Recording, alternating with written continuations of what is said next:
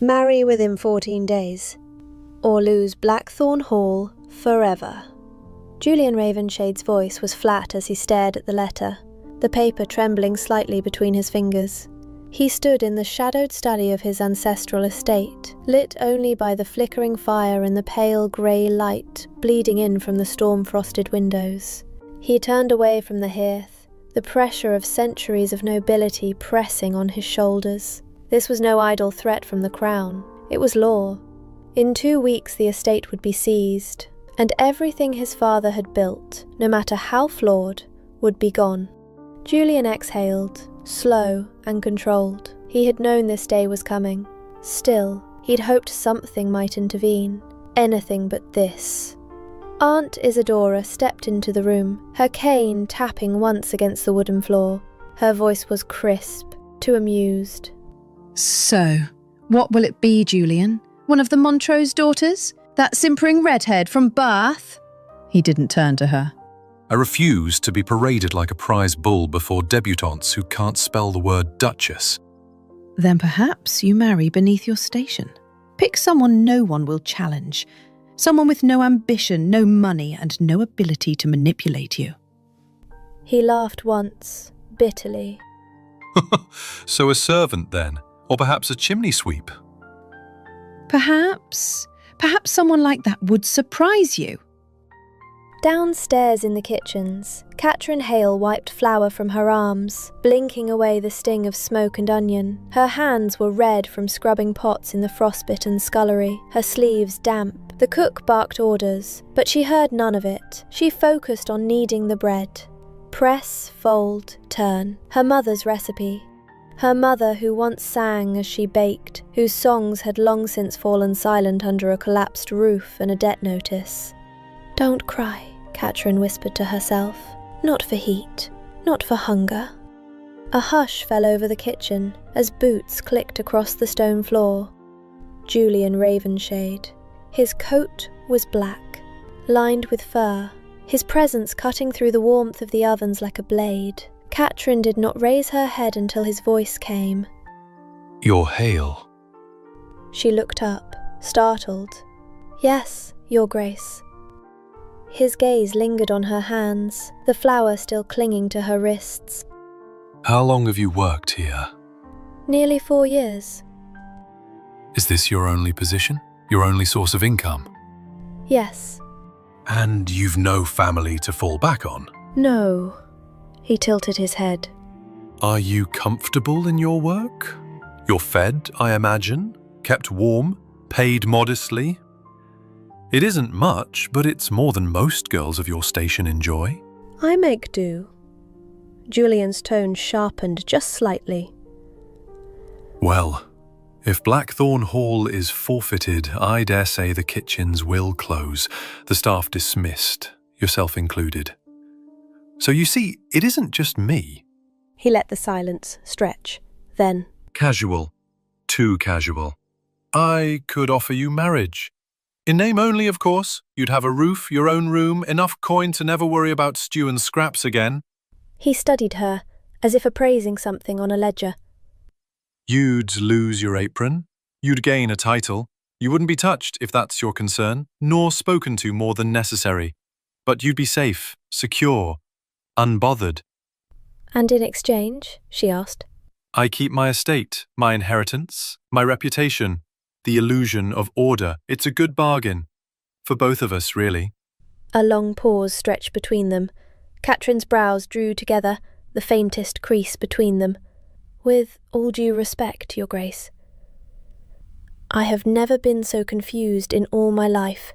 Why me? There are others, women with names, with wealth, even in the village." Julian said nothing. "You don't know me. You've never even spoken to me before today. What makes me convenient, Your Grace? My silence? My poverty?" She paused, voice tightening. "You say you could offer me marriage. Why? Why now? Why me? I deserve to know what you are truly asking. Not riddles, not veiled threats." Julian's posture shifted, a breath in, then out. "Blackthorn Hall will be seized if I do not marry within 14 days. It is not a rumour, it is not a bluff. Parliament saw to that. He met her eyes for the first time. The title dies with me unless I take a wife. Without a legal heir, the land is forfeit, and with it every tenant, every servant, every brick. You are unentangled, educated in your way, and not prone to hysterics, I imagine. That's all I require. Catherine studied him, the lines of his face, the blankness he wore like armour. She crossed her arms slowly, voice low. If I'm to be a convenience, I'd like to know what you think that's worth. So go on then, make your offer. Let's see what kind of bargain you're used to striking. That night, she sat in the servants' corridor, hands resting in her lap. Her mind whirled. She had nothing. No family, no land, no dowry. The marriage would be a contract, cold, merciless. But she would have her own chamber, a key, perhaps even coin of her own. She imagined her mother's song, half remembered, the melody like breath. A door creaked. Julian entered the room. You'll do it then? She rose to her feet. I will. He nodded. No smile, no warmth. The ceremony is tomorrow. Wear something you own. Nothing garish. She gave him a look. Dry. Do I strike you as a woman with silks in her drawer?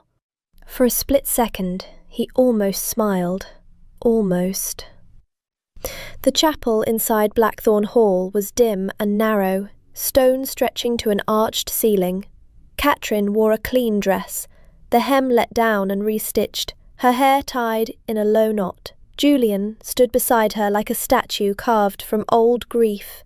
The officiant murmured the rites. There were no witnesses save Aunt Isadora and 2 servants. Quiet. Do you, Julian Ravenshade, take this woman? He replied flatly. Cold. I do.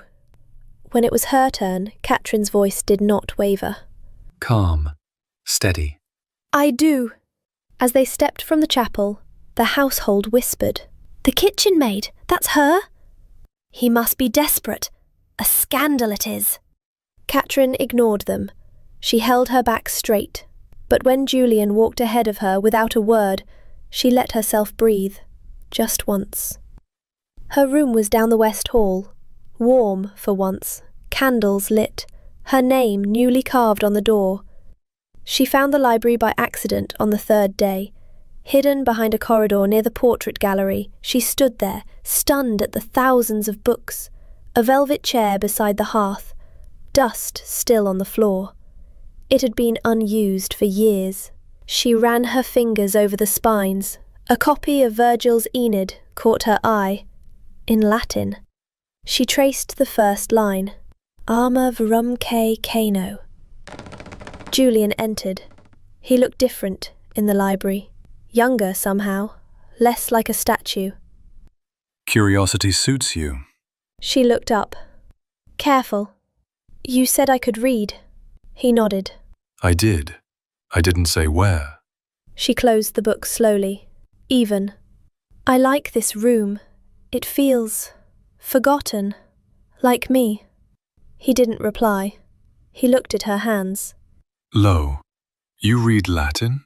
She hesitated. Honest. My mother taught me. She was a governess, before we lost everything. He stood there a moment longer. You may stay. Just leave it how you found it. That night, Catherine dreamed of candles and marble floors. But when she awoke, there was silence, not comfort, just absence. Her hand curled around the edge of the quilt. She had chosen this, but she had not chosen loneliness.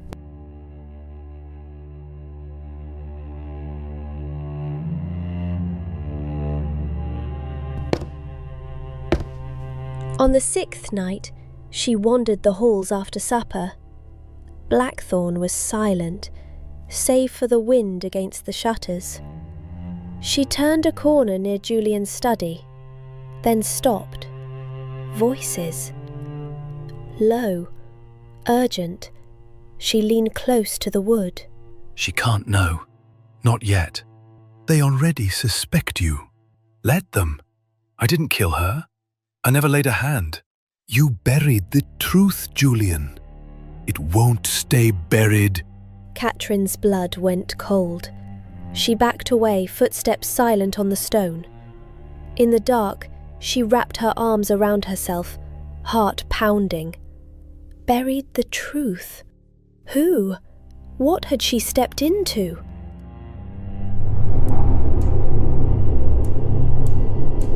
She slipped back into her chamber and shut the door. The mirror caught her reflection. Pale, wide-eyed, she touched her cheek. You married a stranger, and he may be a murderer. The candle guttered in the draught. She didn't sleep, not truly, and when she woke again, it was to the sound of voices below. Ashmore, laughing, mocking, and Julian, silent. She dressed slowly. Boots first, then the dress. She tied her hair high. She would not be afraid. If she was going to be Duchess, then she would act it, even if it killed her. Rain beat steadily against the eastern windows of Blackthorn Hall, thin rivulets threading down the glass like fingers dragging along old secrets. Catherine sat at the edge of the velvet window seat in her chamber, eyes fixed outward but seeing nothing. The fire crackled softly in the hearth behind her, but she didn't turn toward it. Her mind replayed that moment outside the study, Julian's voice, sharp and defensive, denying murder, yet even denial had its shadows. She pressed her forehead to the cool pane. What are you hiding?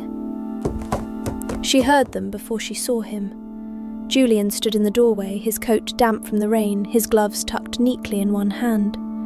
They hadn't spoken since the wedding, except in clipped, impersonal tones. Tonight something had shifted in his stance. Less rigidity, more exhaustion. I didn't expect you to be awake. I couldn't sleep. He hesitated, then stepped further inside.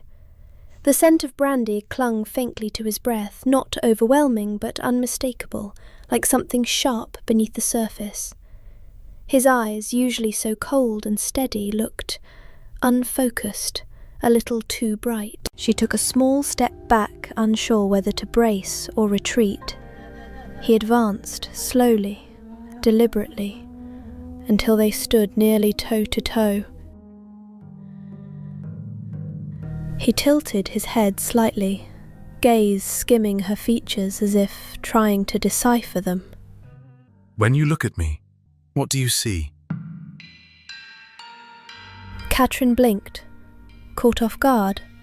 She had expected coldness, commands. Not that. My lord? A man, or a monster, or something not worth marrying at all. She inhaled, the heat of the fire behind her and the heat of him in front. He wasn't speaking clearly. The edges of his words were frayed. How much have you had to drink? He didn't answer. Instead, he wavered, just slightly.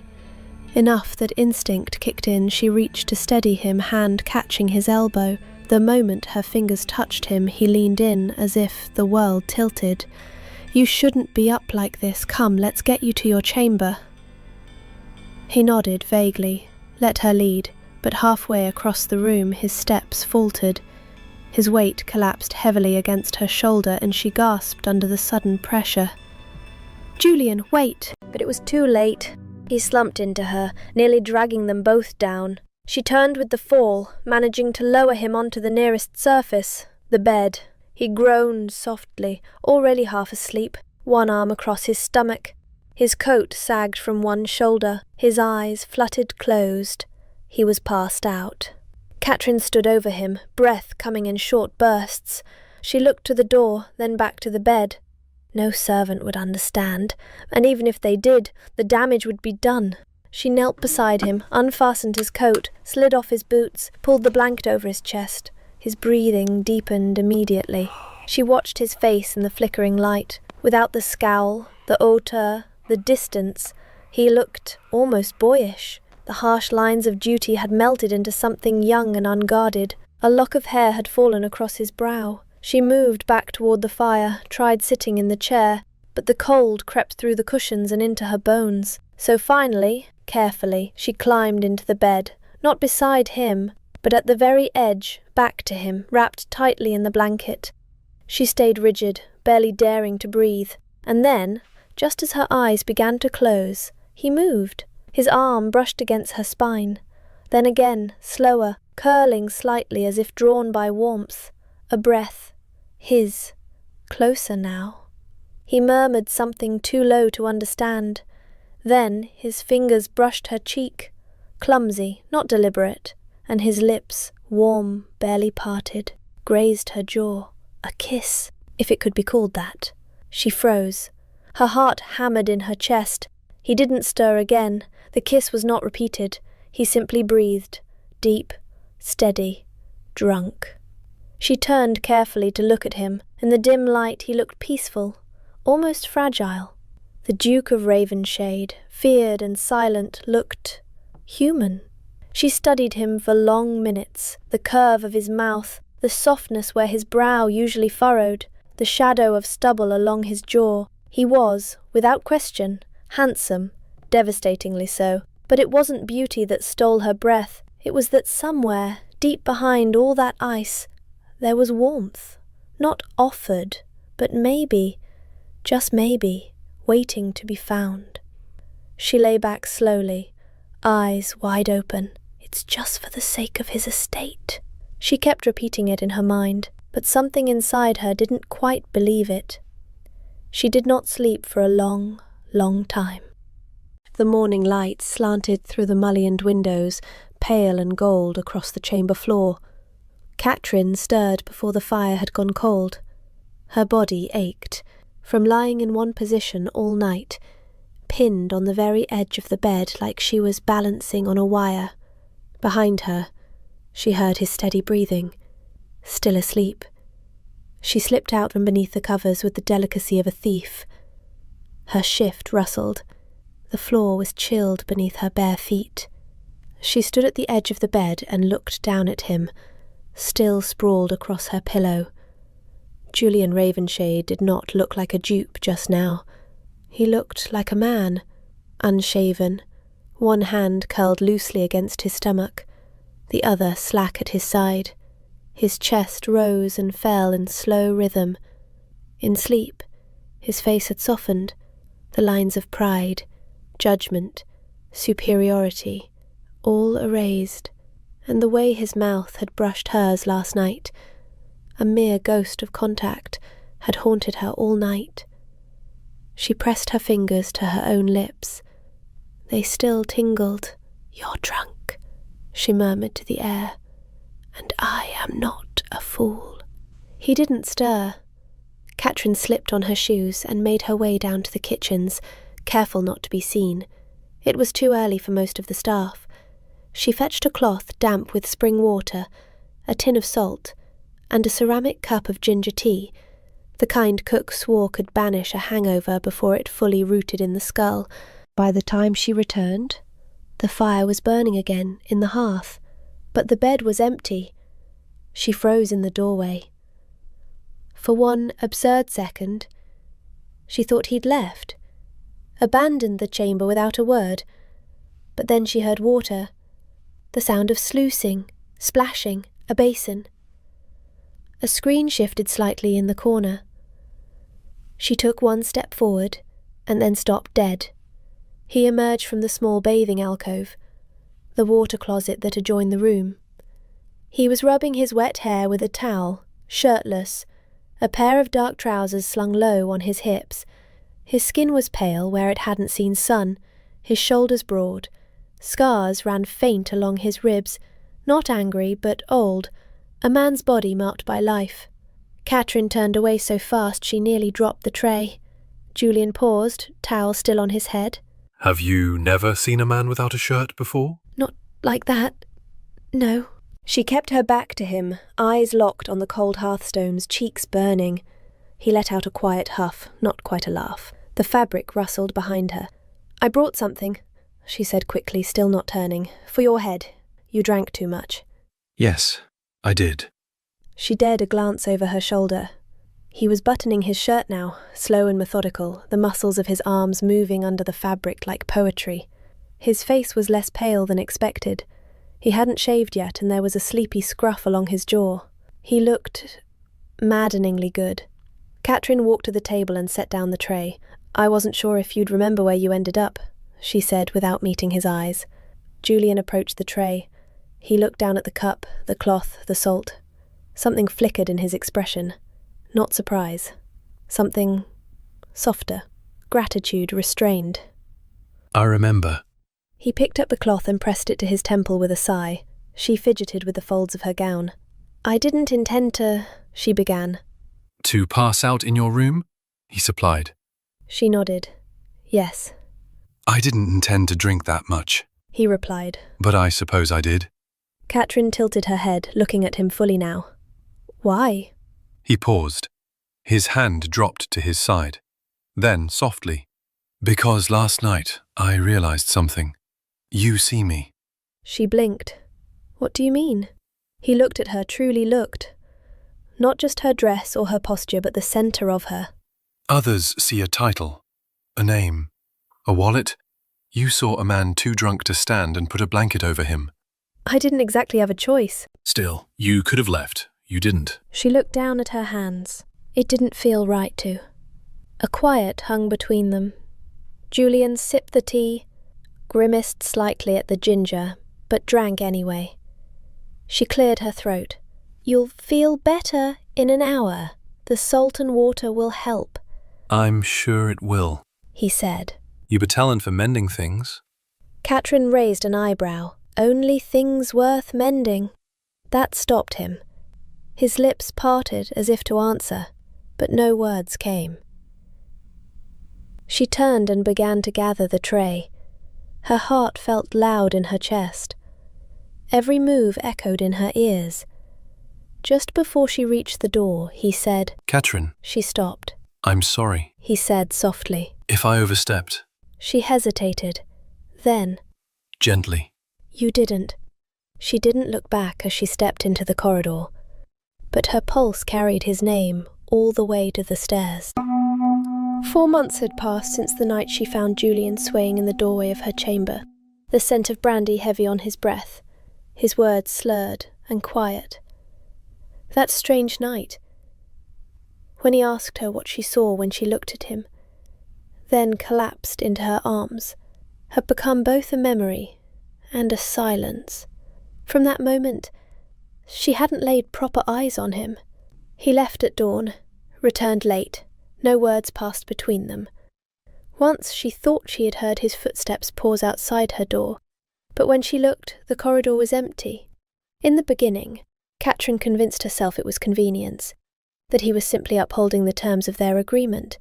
But as the weeks became months, something else crept in, an ache she didn't recognize, disappointment, perhaps even longing. She spent her days in the library, or walking the garden with his aunt, Lady Isadora Ravenshade. The older woman had taken to her quickly, much to Catherine's surprise. Warm, sharp-eyed, and never one to mince words. She had a voice like a violin, full of memory and conviction. "No more stews and scraps now," Isadora had teased once, linking her arm with Catherine's. "You're a duchess. You could divin a chocolate torte at midnight and they'd bring it to you on a silver plate." But it wasn't the food Catherine thought about. Not really. She tried not to dwell on Julian's distance, on the way he vanished into the world and came back like a shadow of himself. She tried not to think about that drunken kiss he gave her while half asleep. Soft, barely there. She told herself it didn't count, that it meant nothing. Still, it meant something. Aunt Isadora had grown fond of Catherine. Some days she even called her dear. On others she spoke of Julian in fragments, never quite telling everything, but enough for Catherine to fill in the rest. "He's not the man people think," Isadora had said once, as they sat beneath the ivy-covered pergola. "Julian's always been private, since he was a boy, always taking in strays, dogs, broken birds, orphans. That last word made Catherine blink. Orphans? Every Thursday, for years, he visits the home on St. Aldhelm's Lane, reads to them, brings cakes and blankets, never tells a soul, not even the newspapers. Doesn't want the world to know his heart's that soft. Catherine looked away, the wind brushing hair against her cheek. That morning, she had made up her mind. She would ask him about that night, about everything. Whether it was an agreement or a marriage, whether the silence meant goodbye or something more terrifying. She needed to know. So she waited, watched the clock as it moved past noon, then 2. Finally, she asked the old housekeeper, Mrs. Blythe, the woman who'd served his family since before Julian was born. "His Grace is out, my lady." "Thursdays, he's always out. Won't say where, but we all know." Catherine turned back toward the hallway. She already knew. The sun dipped low as Catherine sat with Isadora by the drawing-room hearth. The room smelled of old rosewood and lemon polish. Outside, the first stars were creeping above the trees. You've been fidgeting all afternoon, dear. What is it? "I was hoping to speak with him, but I never see him anymore. Not truly." Ah, you've begun to care then. Catherine said nothing. He used to spend so much time here, you know. Reading by that window, wrote terrible poetry once. Wouldn't let me throw it away. "Why does he hide himself?" Isadora looked into the fire. 'Cause people always want something from him, and he never knows who's real. It's exhausting, pretending not to need what every man wants. A kind word, a loyal heart, a reason to come home. Catherine's chest tightened. She didn't reply. A moment later the door creaked open.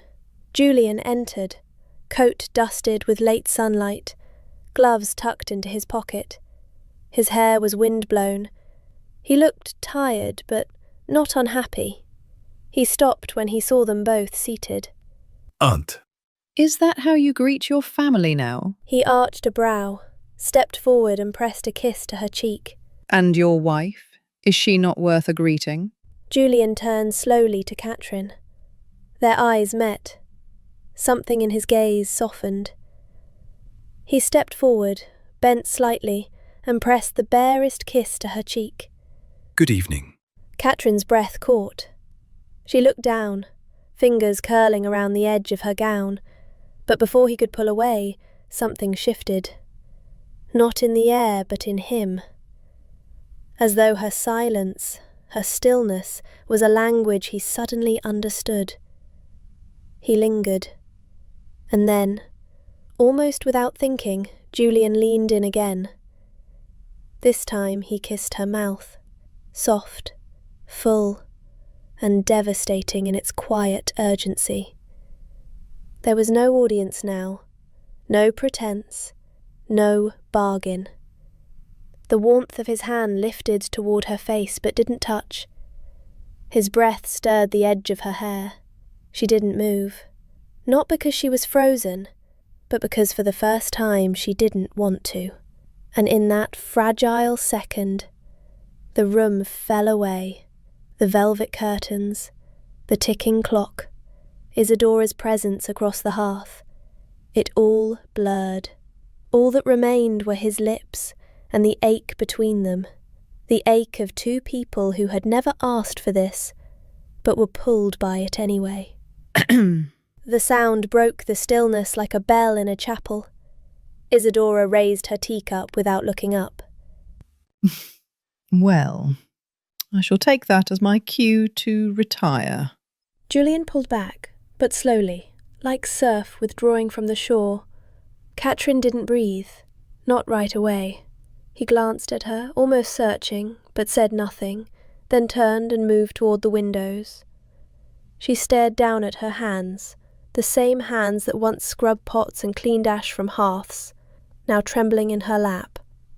What had just happened, and why did it feel like it meant something they'd never agreed to? Late that night, in Catherine's chamber, she set her brush down, heart skipping. Yes? The door creaked open. Julian stepped in, shirt sleeves rolled, face pale in the low candlelight. I need to tell you something. Now, before this becomes more than I have a right to ask for. Catherine turned slowly. Her voice stayed steady. Then tell me. He stepped forward, not looking at her at first. I was married once. Briefly. She left me. Catherine blinked, uncertain. Really? Her family blamed me, saying I murdered her. They? That's what they say, what the family wanted, said. But she left because of me. He looked up, jaw tense. I'm infertile, Catherine. The doctors told me I could never father children, and when she found out, she called me half a man and walked out, left a letter, never returned. Catherine said nothing for a long moment, then stepped closer. And you've carried that shame ever since? Because it's true. I thought, if I married someone with nothing to lose, someone who didn't expect anything from me... You thought I'd never want more? He nodded once. I thought you'd never need more. And when aunts suggest I found someone beneath my station, I see that as an opportunity to satisfy myself in both ways. And you are the best choice. I must add that I do apologize for the way it all started, as looking back now on who you truly are... She reached up and gently touched his face. I need you, Julian. Not what the world says a man should be. He looked down, lips trembling slightly. You don't have to say that. She leaned in, kissed him, softly at first, then deeper. I mean it. Catherine. They kissed again, slower this time, and neither pulled away.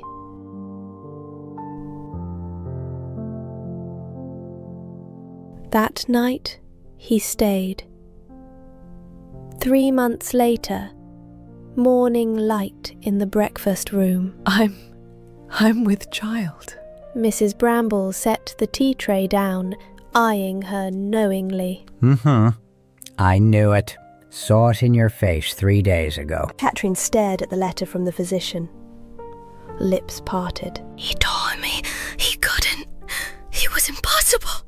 The old woman winked. Well, life has a way of ignoring what doctors say. Later, Julian studied. Julian. He looked up, mid-letter. She stepped forward, handed him the paper. He unfolded it. Is this what I think it is? She nodded once, heart thudding. We're going to have a baby. He stared at her, silent, then dropped the letter and stepped forward. I never thought. I couldn't imagine. She reached for him.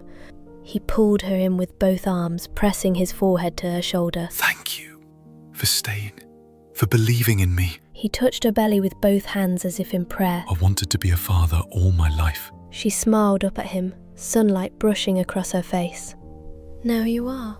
He kissed her forehead, then her lips. Above them the sky turned soft gold.